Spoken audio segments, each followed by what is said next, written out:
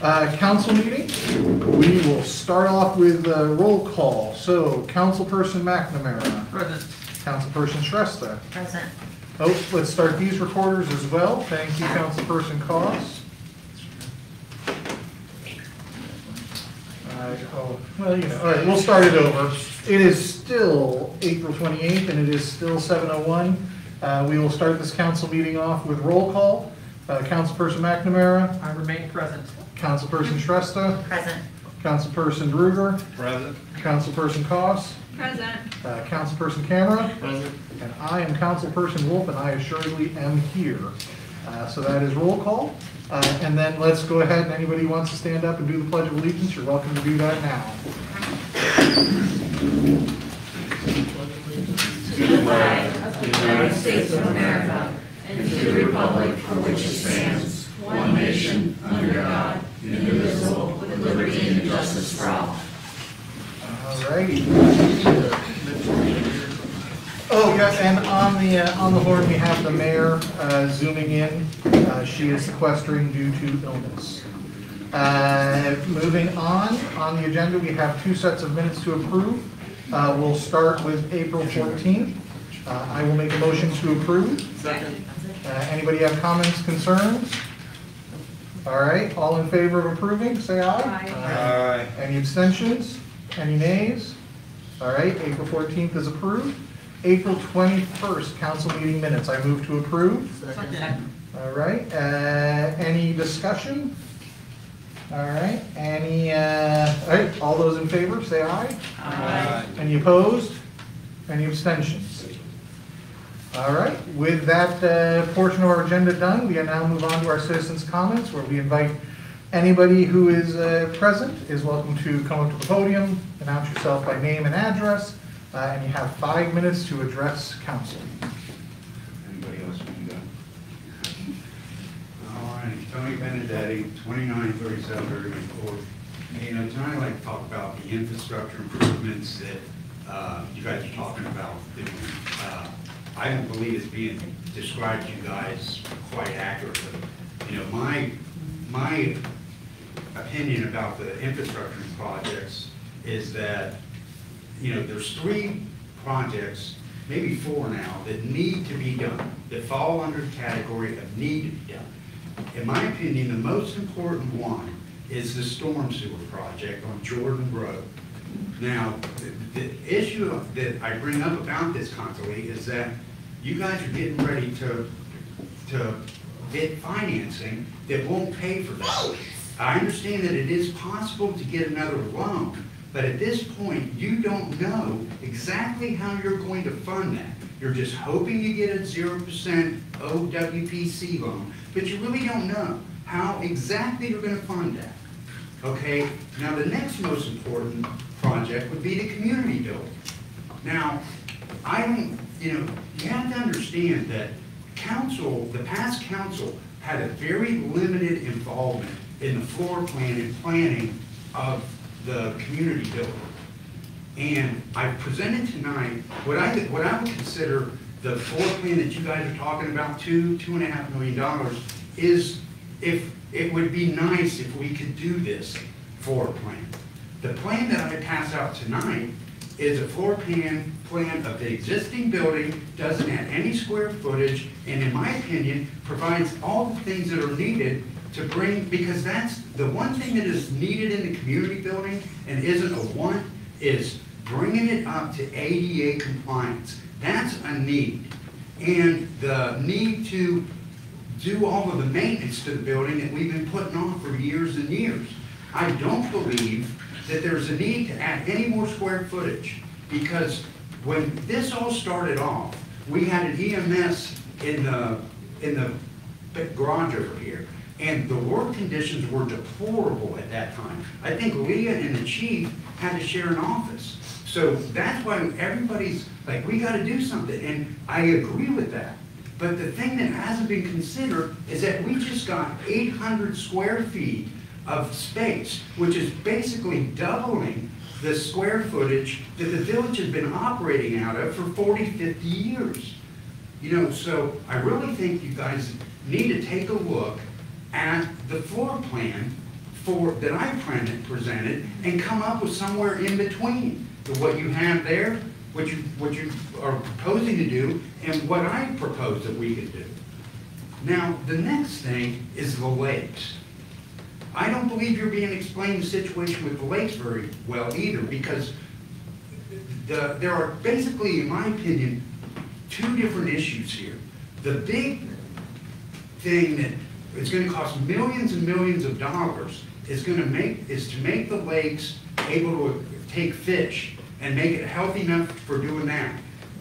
In all the meetings that we've had, in my opinion, it's going to cost millions and millions of dollars to do that. To make the lakes clean enough and healthy enough for fish. The one thing that the council has agreed to do, and council hasn't talked about any of this council hasn't, and with the last council had talked about doing, is cleaning up the north end of the North Lake. That $1.5 million proposal that he got was just to clean up the north end of the North Lake. And the problem, the reason it's so bad now is that, one, when they rebuilt the dam, it's a foot lower. The new dam's a foot lower.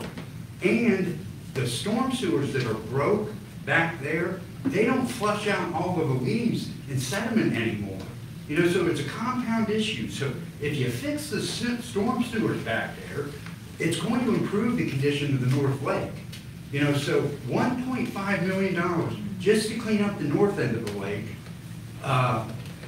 you know, and then to try to do the big project that you're talking about doing, it's going to be millions of dollars. And council hasn't had a conversation about that.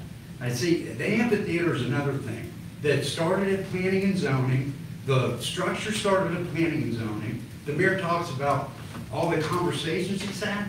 It's been at planning and zoning. There hasn't been any conversation amongst council about what they want to do in priorities of the green space plan that planning and zoning came up.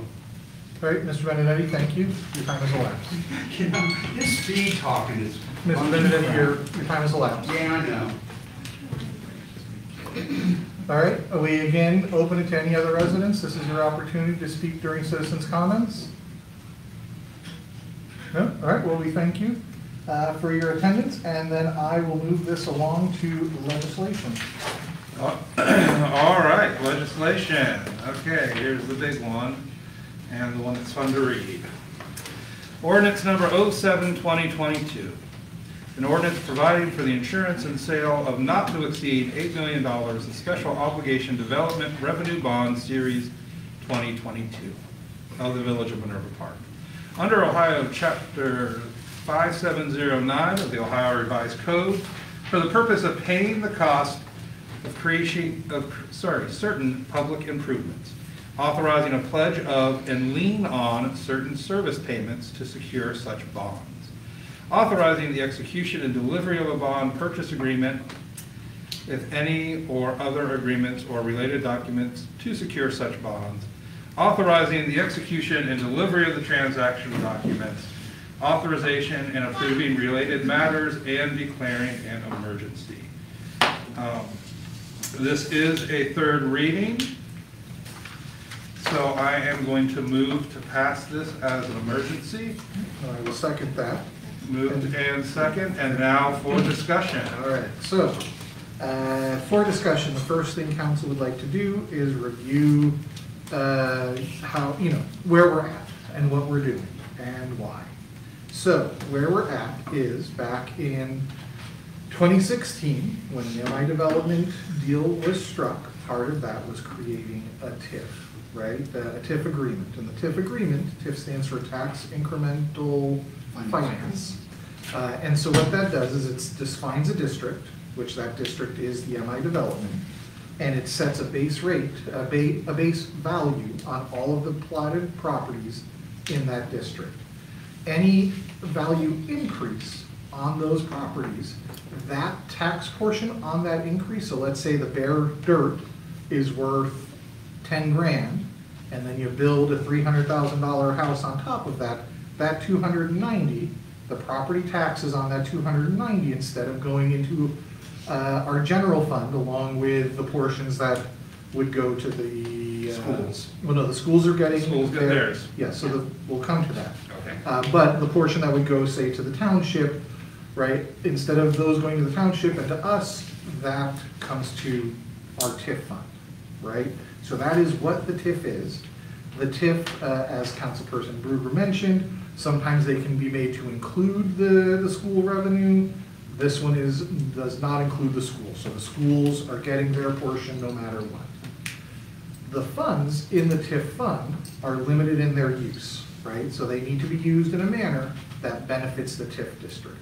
So things like sewer projects on Jordan Road that do not directly impact the TIF district, we couldn't use the TIF funds for that because you can't necessarily connect those lines, right? So what can you use the TIF funds on? Things like improving the community building that, while it benefits the whole community, the TIF district is in fact part of that community. So that's one of them. The lakes, right? That is a thing that, improving the lakes improves the whole community. The TIF district is part of the community. Those are the kinds of projects that we can use those funds for. The first wrinkle in all that is part of the agreement that was entered into in 2016, pledged the first $4 million of revenue from the TIF to MI. And that was to reimburse them for the infrastructure that they built that then was handed over to the village. So that is reimbursing them for the streets, the sewers, the water lines that were put in, those beautiful sidewalks, The electrical. all the, stuff. any electrical services that they put in, all of that, plus they rebuilt the dam, and all of that, we are reimbursing them to the tune of $4 million. So before the village can access any of that money, we need to pay them back. So here we are in 2022.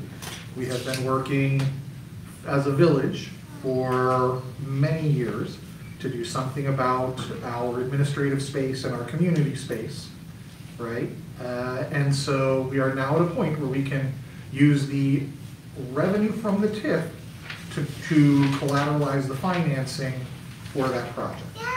But the first thing we have to do is pay back MI, and I could probably get the 2.6, I believe, roughly. it's approximately 2.6 million that needs to be paid back to MI, right? And then we are estimating at our current architect's estimate, I think it's about 2.4 for the plan for the building, right? So that gets us to $5-ish million. And then after that, we have lakes, and we have been talking about doing something to improve the quality of these lakes for as long as I've lived in this village. I know that the North Lake has never had any sort of maintenance or rehab done to it, and the South Lake hasn't been dredged, to the best of my knowledge, since the 90s. They are both in very bad shape and will take massive efforts.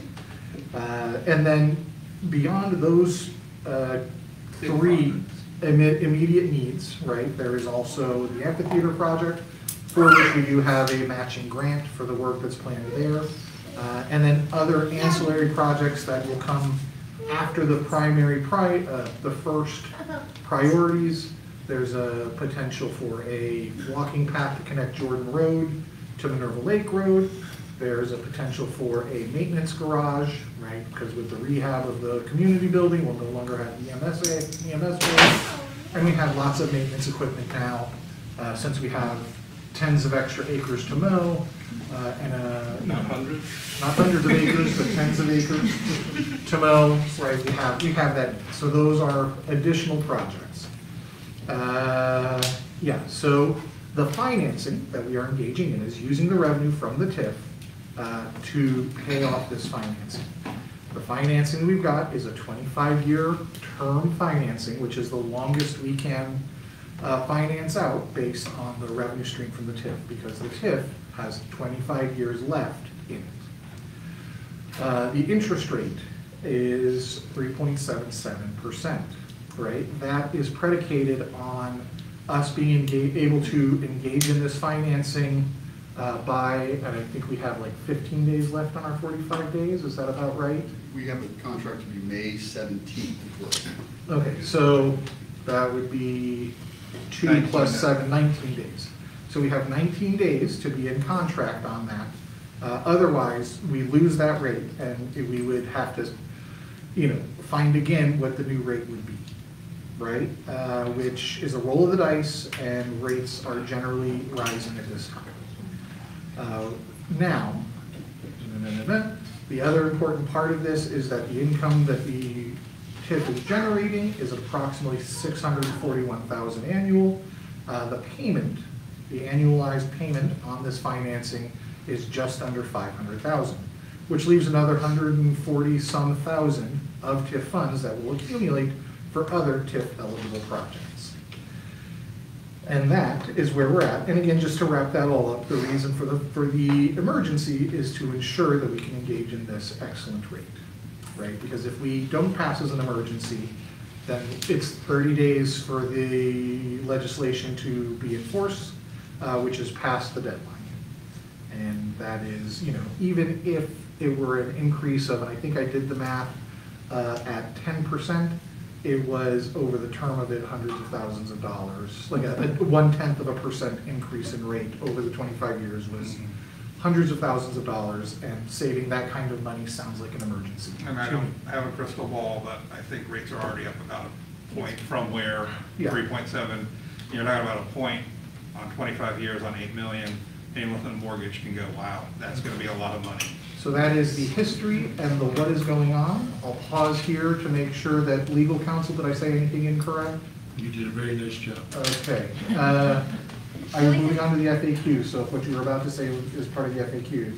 so. It's not. The only thing that I would say is just remember that there's fungibility of money. So if we are able to take a loan up against that TIF, then we have more money in our general fund for things like the sewer. Correct. So that's important to know, that we actually have more access to more money because we don't have to draw from the general fund for things like maintaining the building, et cetera, all those other projects that can qualify under the TIF. Yeah, I will say. That's a big deal. I have been on council only for like 2.5 years, but long enough to know that every budget and 5-year forecast I've seen since I've been on council included $400,000 to $500,000 of debt service out of the general fund to pay for the building remodel.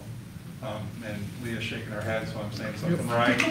Like, part of our forecast was like, well, we're gonna have to do the remodel, we're gonna have to take out a loan, that's $400,000 to $500,000 out of the general fund every year, that we now, when we look at our revised forecast, will be like, oh, we found a different stream for that that won't affect the general fund, which can then be used for things like Jordan or other, we're going to have some streets, and, it's a big village, things break. Okay, moving on. The next thing we would like to do before going on to the vote on this is that there was a robust discussion regarding this on Facebook or online. We did receive some emails. We have aggregated what can be called as a frequently asked questions. This is available on our website, but we figured we'd just read it out to anybody who's listening now. If I am going too fast, I apologize, but reading is treacherous. So, question 1, if we issue this debt, will this tie up property taxes we get from the homes in the new development for the next 25 years? The answer being, the TIF exemption allows us to capture property taxes from the village and from other taxing jurisdictions.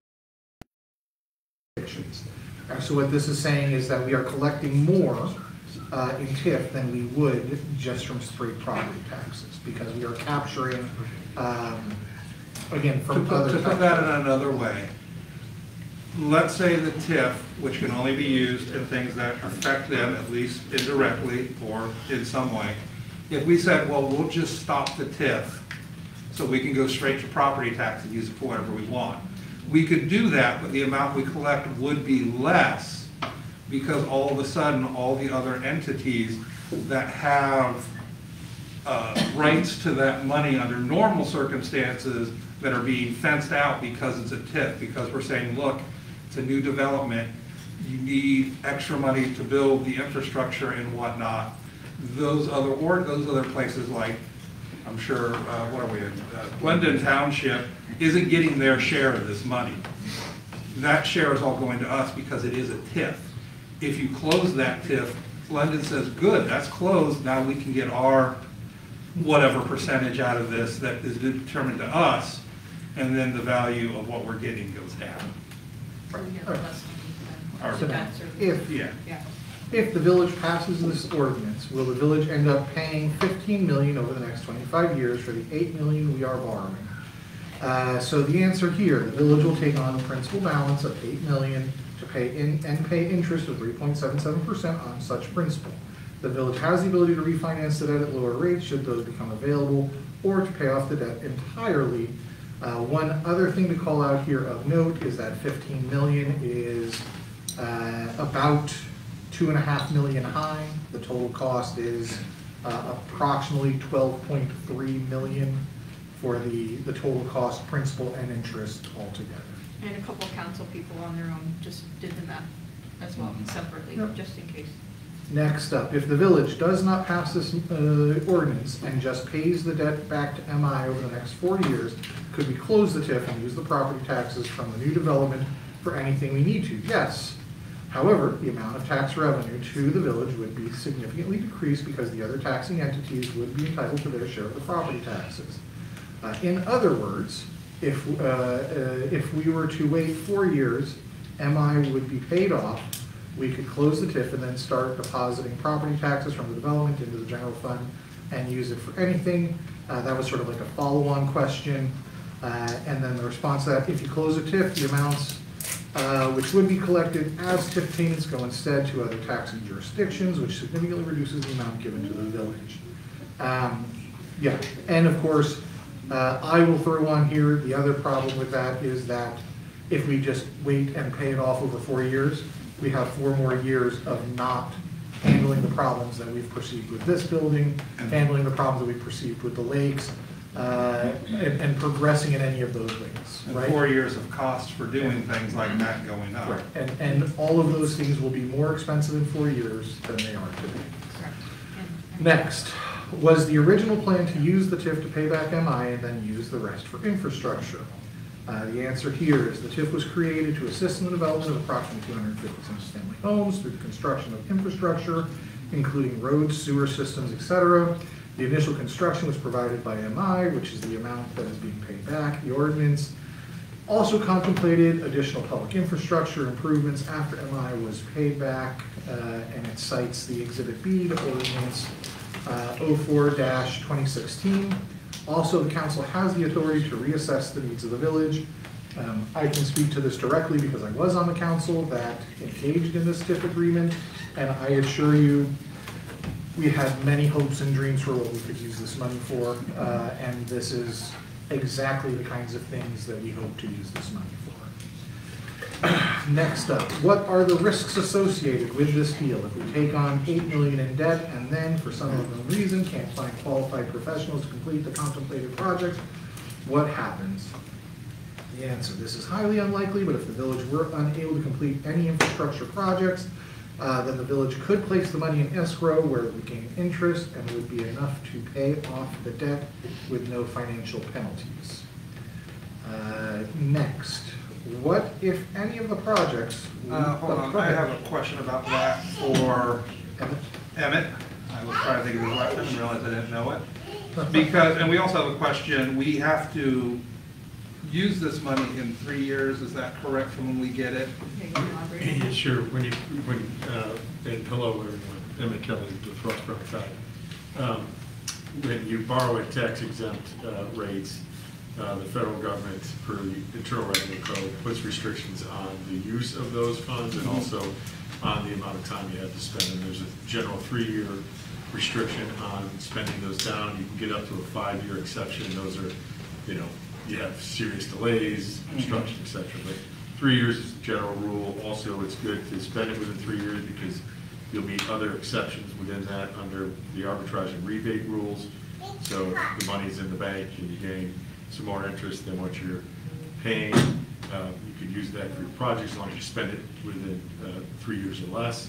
And then there's another nice feature, not to do with the spending within 3 years, but because the amount you're borrowing is under $10 million, there's a bank qualification rule that allows banks to purchase it. They don't always get the same bang for the buck that a normal citizen would get with tax exempt debt, meaning the interest exempt.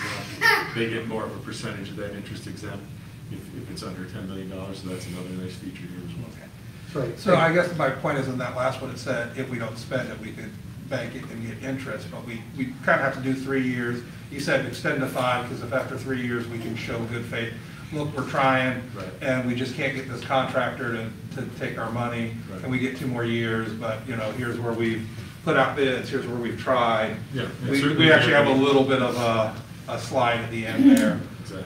So, okay, that was just my question.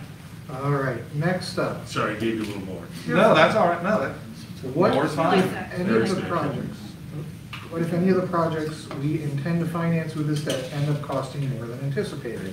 Any consequence to that? There is no legal consequence, the only issue would be that some of the projects may not be completed.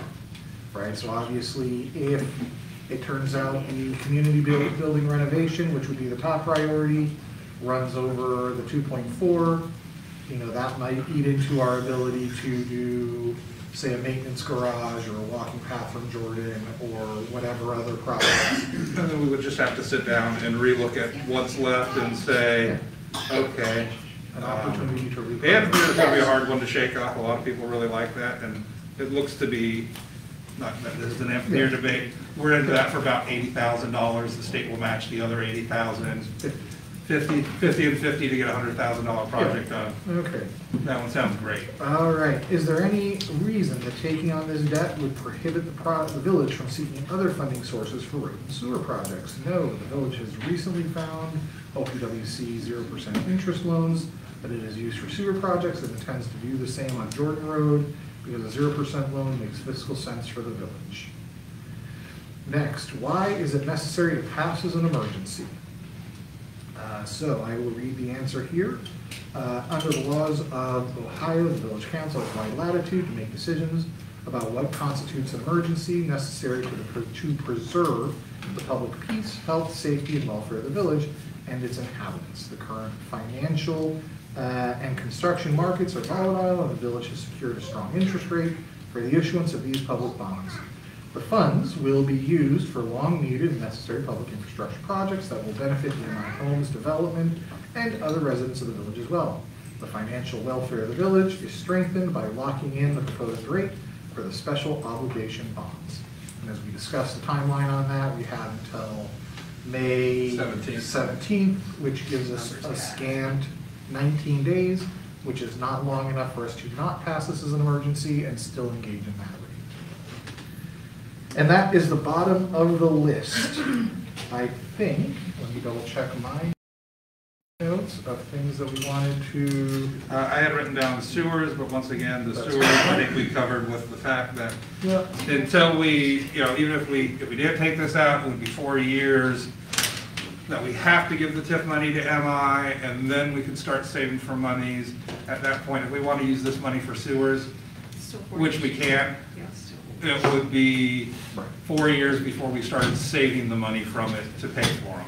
Which is a So, lot of damage to. so it's a lot of years. Was there any other, anything else any other council people wanted to add to this discussion before we move on to a vote?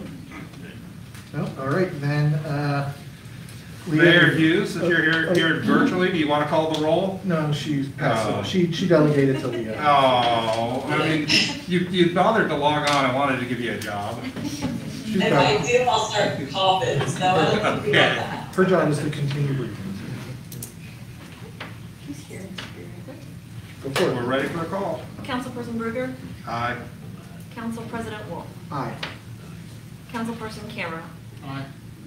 Councilperson Koss, Aye. Councilperson McNamara, Aye. Councilperson Shrestha. Aye. Okay, that has passed.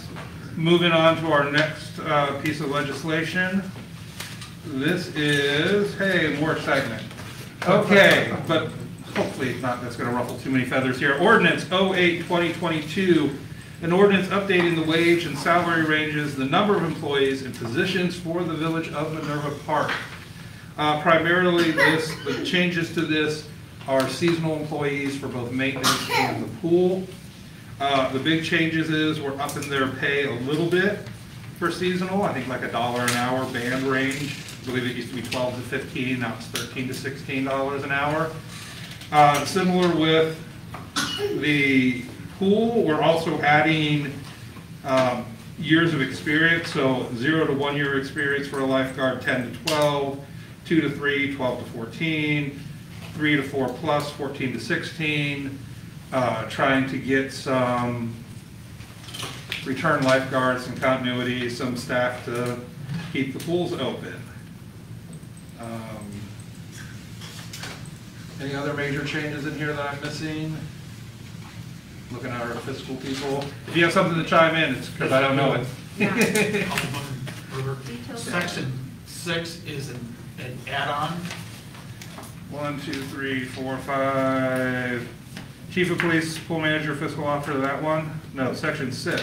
Keep on scrolling. There we In go. the absence of the chief of police, the lieutenant may serve as the acting chief. Okay. Now, that's not affecting anybody, that's just saying we have a chain of command. If the chief's not available, lieutenant becomes acting. And it Okay. also addresses the additional compensation for someone serving the acting roles. Okay, so that is a fiscal thing because they get a little bit more because they're now doing acting chief duties instead of lieutenant duties. That's correct. That makes sense to me. We are being asked to waive the third reading. This is only the second reading. Part of the reason for waiving the third reading, I know people don't like waived readings, is we have pool employees who are going to be starting very soon. I know people are saying the pool isn't open for 6 weeks or however long, 5 weeks from now.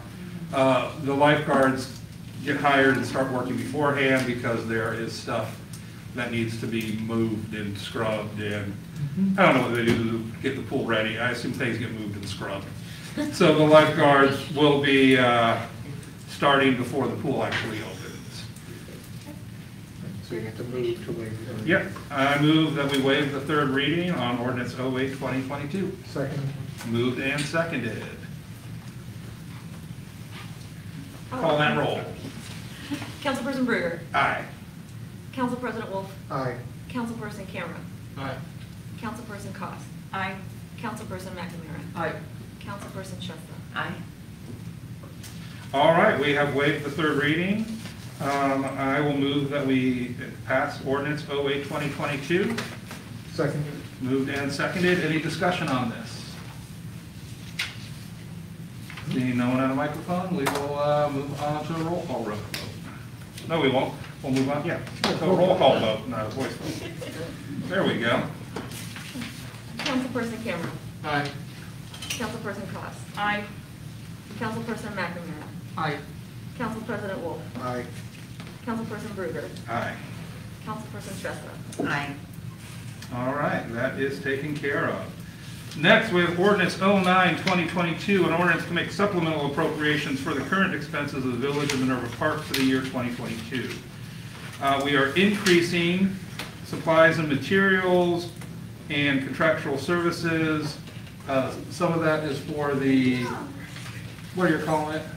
The merchandise for the concessions. Yeah. For the opening of the pool weekend, the celebration. We're calling it apparently the opening of the pool weekend celebration. I will attend the next community meeting and we can talk about names. That is an increase. Interestingly enough, there is a $43,925 decrease in the firefighting prevention inspection. That got me really excited until I talked to our new fiscal officer and said apparently we had appropriated that money twice, accidentally putting on more than one ordinance. So all we're saying is, oops, that money didn't need to move there, or it needed to move there but only once, and we're gonna move the second amount back. So we're not actually saving money, we're just fixing a clerical error essentially. That is a second reading, so no action needs to be taken. Does anyone want to discuss it anyway? All right, moving on. All right, get ready, Councilperson McNamara. Resolution 2022-12, a resolution affirming the appointment of Matthew Clark as a full-time police officer for the Village of Minerva Park, Ohio. This is a third reading, and I move passage. Second. Moved and seconded. Debate. All right, as I always have to do with village employees, I was going to ask Chief Delp if there are any reasons why this individual should not have their position affirmed by council, and he gave me a very big thumbs up, and having met the gentleman myself, I can verify that as well. So I am saying for the record, this gentleman is good to go, and he seems to agree. All right, anyone else? All right, well, let's vote. Councilperson McNamara. Aye. Councilperson Shrestha. Aye. Councilperson Cost. Aye. Councilperson Cameron. Aye. Councilperson Bruder. Aye. Council President Wolf. Aye. Okay, and likewise, Resolution 2022-12, a resolution affirming the appointment of Matthew Clark as a full-time, I just read that one and then I put it underneath the other one. We already did that guy, let me find our lieutenant here. Here we So go. we will confirm him twice. How about this, Resolution 2022-13, a resolution affirming the appointment of Tammy Phillips as a full-time police lieutenant for the village of Minerva Park, Ohio. This is also a third reading of that, so I will move for passage. Second. Moved Give that and to Tammy. seconded. And any discussion? Chief Delp, Jason. is there any reason why this Tammy Phillips should not have the appointment confirmed? There is none. That's my opinion as well, getting to meet her and talk. All right, so we heard from Chief Delp himself on the effectiveness of Lieutenant Phillips, thank you. Wasn't going to say Lieutenant Tammy. I think we are ready for a vote. Councilperson Bruder. Aye. Councilperson Cameron. Aye. Councilperson Shrestha. Aye. Council President Wolf. Aye. Councilperson Cost. Aye. Councilperson McNamara. Aye. And that concludes the legislative session for this evening's meeting. Well then, I guess that brings it back to me, where I will open it to the table. Anybody have any old business they would like to address at this time? No? On the old business front, I'd like to thank all of you for the hard efforts and careful consideration that we did regarding the TIF revenue financing, and I look forward to getting these projects done. Any other, then with that, we'll move on to new business. Anybody got any new business they'd like to bring up at this time? No?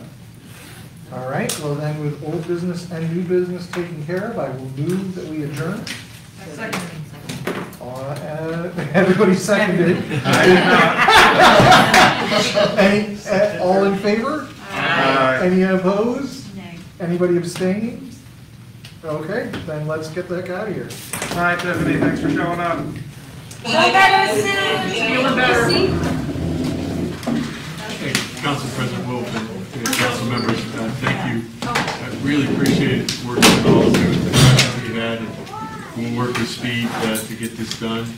And I also wanted to thank the mayor and staff too. Thank you. Great questions out of them and great hard work to get us to where we're at. So, and I'll give some kudos to David Pickett at Key Bank for finding Merchants Bank with this rate, which was great. And I know Eric worked hard on that as well. And the rates that we saw out there were not even close to this, so this is really good. Yeah, thanks for answering all those emails.